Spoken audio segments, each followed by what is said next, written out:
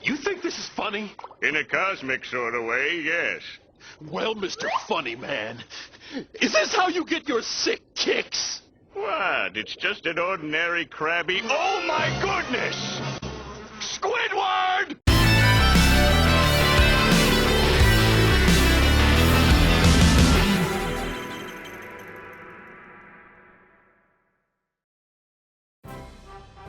Hey guys, it's the Penguins Bro here, back from the college grave.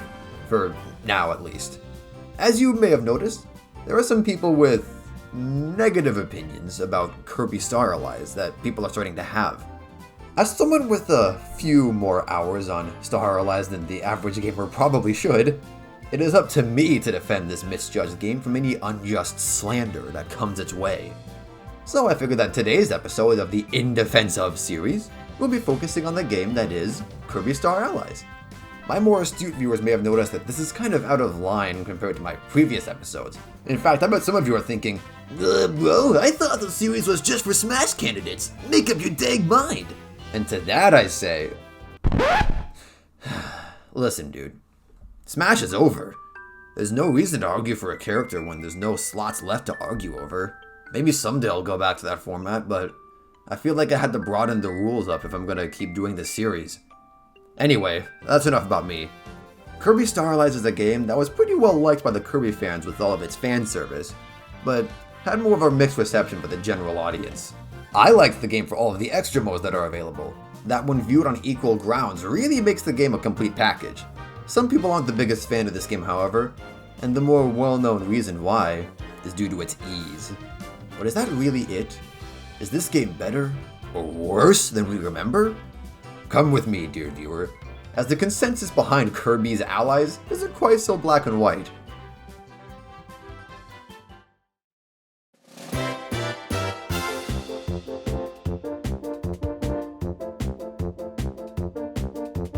Now, I know what I said earlier, but I'm gonna do my best to show why this game is legitimately good, and how it's not fair to just straight up say it's bad.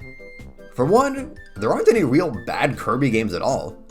The closest we ever got to even a mediocre Kirby game was those filler games on the 3DS and Switch. The 2D Kirby formula is something that's been perfected over the years, and that same formula is present here if you couldn't already tell. I can admit that the Switch's launch was a perfect time for Kirby to finally go into that sweet, succulent 3D, which made some people, including me, feel a little confused when the gameplay was the same as Return to Dreamland. But even though it's more of the same in that aspect, the gameplay that it is using is still great Kirby action. It's similar to new Super Mario Bros. Games, except unlike those games, Star Allies has other aspects that help it stand out from its predecessors, which leads me to my next point. There's a shit ton of characters in this game that you can play as. All of these available characters have fun and variable movesets. Some characters are more simple, while others have like 5 pages of moves they can do. They aren't even only available in the other modes. You can pilot allies with Kirby in single player from the main game. And while it can be a little unorthodox, it's still a great way to have fun. And another thing! This game does have legitimate challenge. Especially after all the free DLC the game got. Both Another Dimension and Soul Melter EX are awesome additions. Another Dimension has level design that puts everyone's movesets to the test and utilizes them to the fullest potential. And Soul Melter EX is just full-on ball-busting difficulty. The co-op on this game is also a blast considering all the characters you can choose from. The other pros are, well, they're just givens for all Kirby games. The lore is peak in Star Allies, and the soundtrack, like always, is cracked. Almost as cracked as your dry-ass lips! Don't you try to wet them now. Anyway, I think I've said enough in terms of positive regards, so let's talk about some points that are commonly used against Star Allies.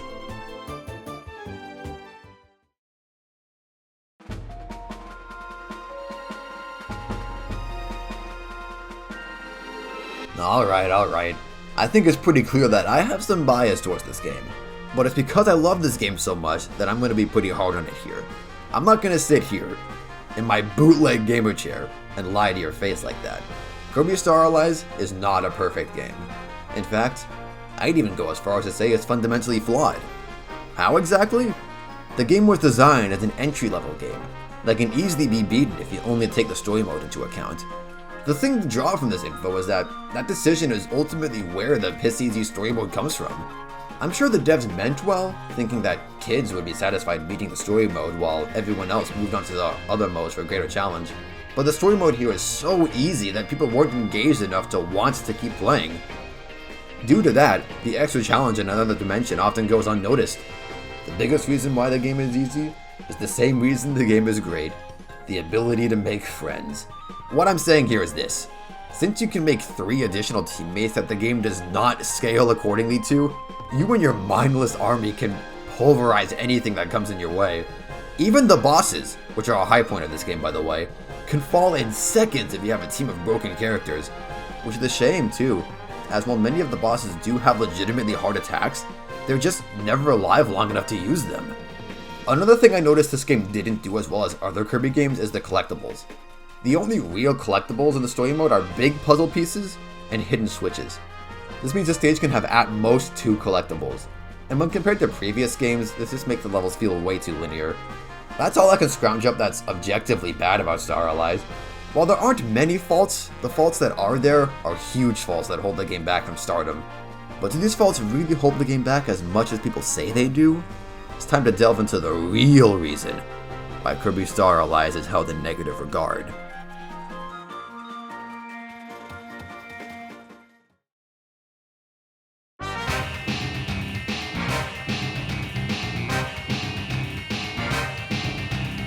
Kirby Star Allies is indeed a flawed game, but the ones who are really at fault for the game's negative view in the public eye is, well, the public itself.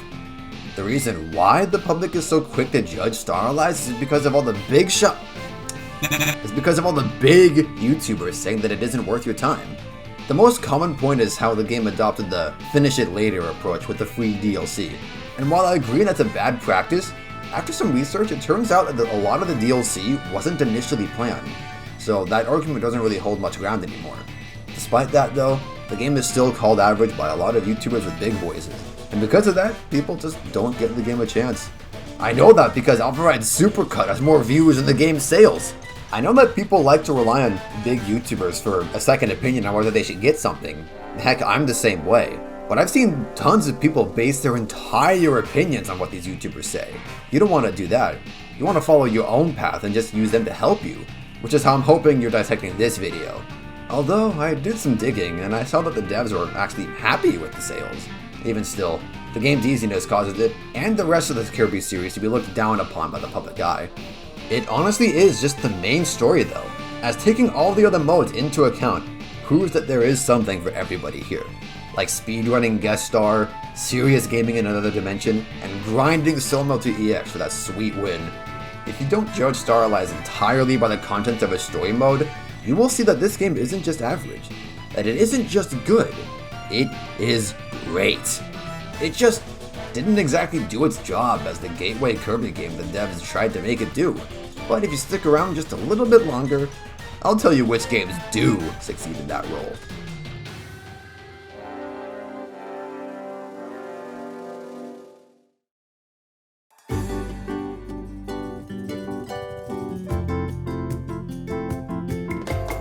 I'm well aware that I've been doing a lot of back and forth in this video. In fact, you're probably thinking, so if Kirby Star Allies is a good game, but not a good entry game, then when should I play it? That's a good question, and I'm going to give it an even quicker answer. Play Superstar Ultra. That game perfectly embodies everything great about the Kirby series, if you ask me. So if you want a good introduction to the series, then play that game. Kirby's Return to Dreamland is another phenomenal Kirby game, and my personal favorite. You can't really use the redundant argument that gets used against Star Allies here, since at the time it came out, it was a great return to form, considering the games before it were just spin-offs. Everything I said about Superstar Ultra can be said here too, only it sacrifices variety for a longer campaign.